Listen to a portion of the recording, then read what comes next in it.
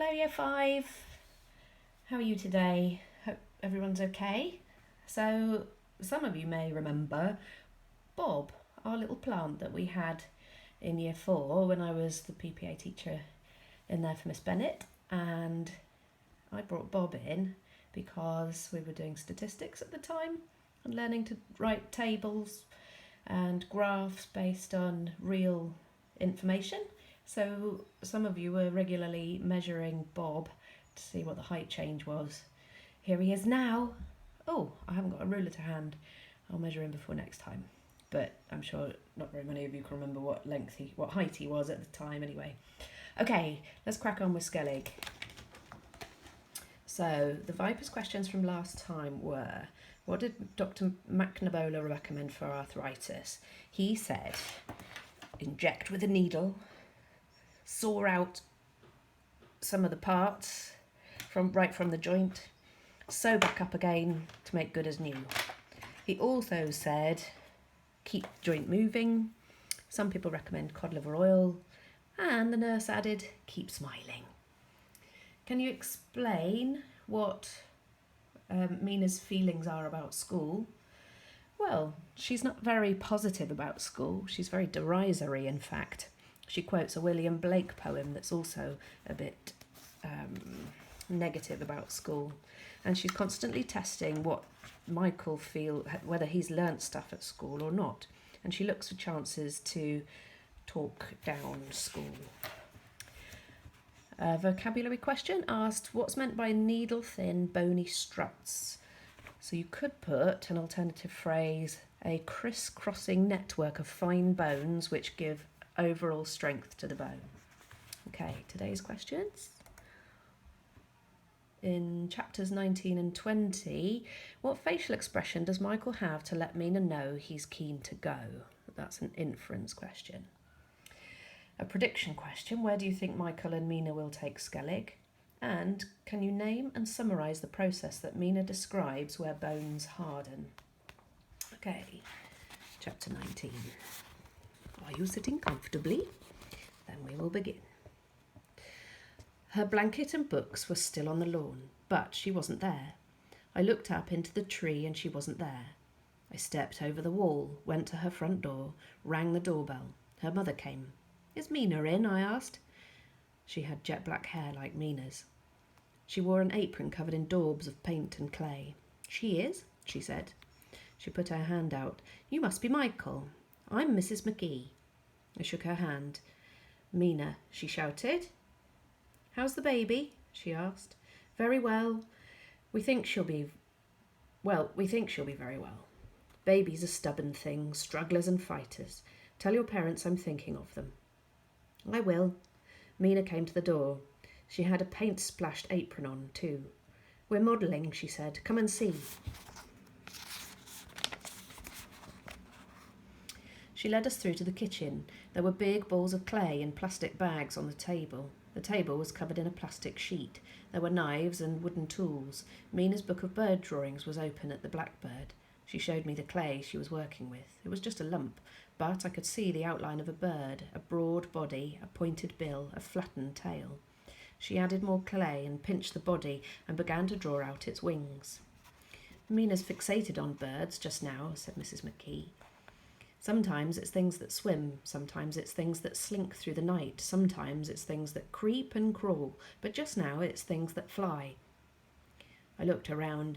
There was a shelf full of clay models, foxes, fish, lizards, hedgehogs, little mice, then an owl with its great round head, its pointed beak, its fierce claws. Did you make those? I asked. Mina laughed. They're brilliant, I said. She showed me how the clay would be shaped if the bird were in flight, how she could mark the feathers in with a pointed knife. Once it's fired and glazed, I'll hang it from the ceiling. I picked up a piece of clay, rubbed it between my fingers, rolled it between my palms. It was cold and grainy. Mina licked her finger, rubbed the clay, showed how it could be made shiny smooth. I watched her, copied her. I worked the clay again, drew it into the shape of a snake, pushed it all together again and made the shape of a human head. I thought of the baby.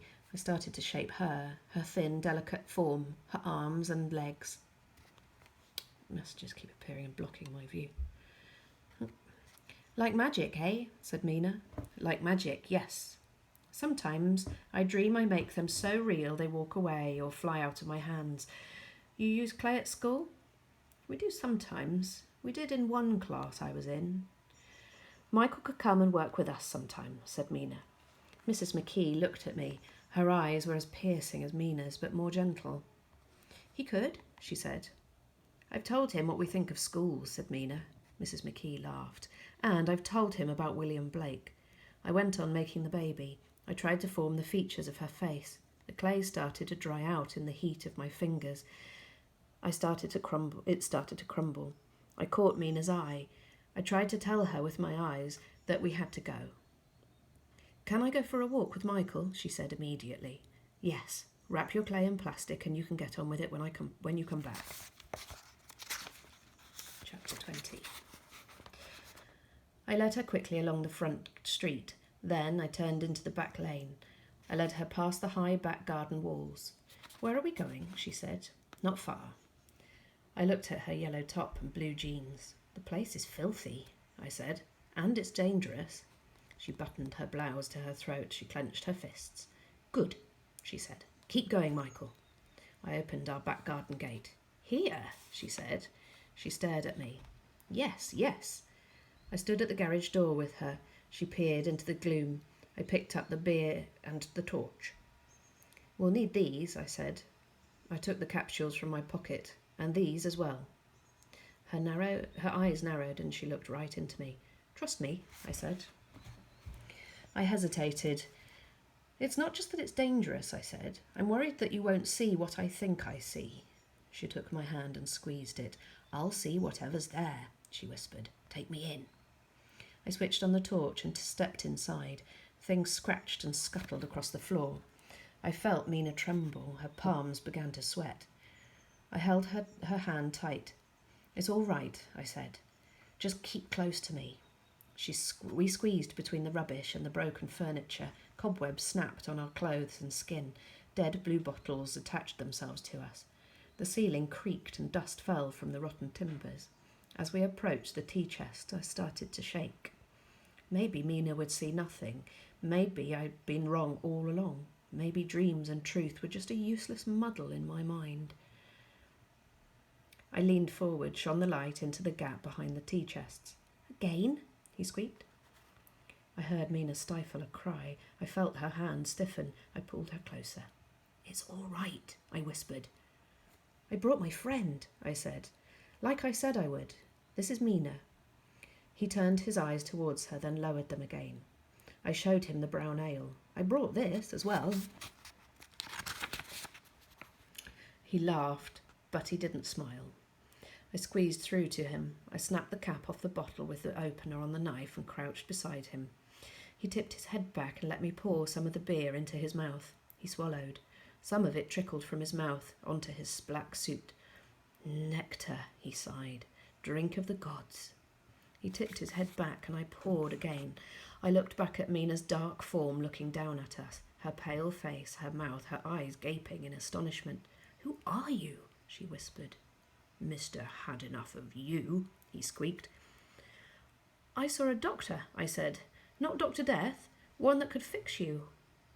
No doctors, nobody, nothing. Let me be. You'll die. You'll crumble away and die. Crumble, crumble. He tipped his head back. More beer. I poured more beer. I brought these as well, I said. I held a cod liver oil capsule out to him. Some people swear by them, I said. He sniffed. Stink of fish, he squeaked. Slimy, slithery, swimming things. There were tears in my eyes. He just sits here, I said. He doesn't care. It's like he's waiting to die. I don't know what to do. Do nothing, he squeaked. He closed his eyes, lowered his head. Mina came in beside us. She crouched, stared at his face, as dry and pale as plaster, at the dead blue bottles and cobwebs, at the spiders and beetles that scuttled across him.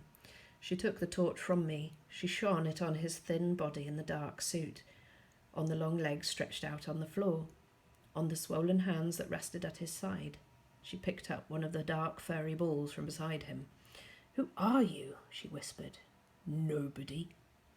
She reached out and touched his cheek. "Dry and cold," she whispered. "How long have you been here?" "Long enough." "Are you dead?" He groaned. "Kids. Questions. Always the same." "Tell her things," I said. "She's clever. She'll know what to do." He laughed, but he didn't smile. "Let me see her," he said. Mina turned the torch to her face, and it was brilliant white, the pitch-dark gaps where her mouth and eyes were. "I'm called Mina," she said. She sighed. "I'm Mina," she said. You're Mina," he said. "I'm sick to death." She touched his hands. She lifted his filthy cuff and touched his scrawny, twisted wrists. "Calcification," she said. "The process by which the bone hardens, becomes inflexible. The process by which the body turns to stone." "Not as stupid as she looks," he squeaked. "It is linked to another process," she said, "by which the mind too becomes inflexible. It stops thinking and imagining. It becomes hard as bone. It is no longer a mind, it is a lump of bone wrapped in a wall of stone. This process is ossification." He sighed. "More beer," he said. I poured more beer into his mouth. "Take her away," he whispered. The roof trembled in the breeze. Dust fell on us. Mina and I crouched close together, our knees almost resting on him. She twisted her face as she caught the stench of his breath. I took her hand and guided it to his shoulder blades. I pressed her fingertips against the bulge beneath his jacket. She leaned across him, felt his other shoulder blade. When she looked at me, her eyes in the torchlight were shining bright. Her face was almost touching his. Their pale skin bloomed in the torchlight. "What are you?" she whispered. No answer. He sat there with his head lowered, his eyes closed. "We can help you," she whispered. No answer. I felt the tears running from my eyes. "There's somewhere we could take you," said Mina. "It's safer there. Nobody would know. You could just sit there dying too, if that's really what you want." Something brushed past us. I shone the torch down. Saw Whisper entering the space behind the tea chests. "Whisper," said Mina. The cat moved to his side, pressed itself against his damaged hands.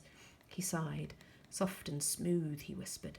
His knuckles moved against the cat's soft fur. "Sweet thing," he whispered. Whisper purred. The timbers creaked. Dust fell on us again. "Please let us take you somewhere else," I said. "More beer," he whispered. I held out a cod liver oil capsule. "Take one of these as well," I said. He tipped his head back. I poured the beer in. I dropped the capsule onto his pale tongue. He opened his eyes.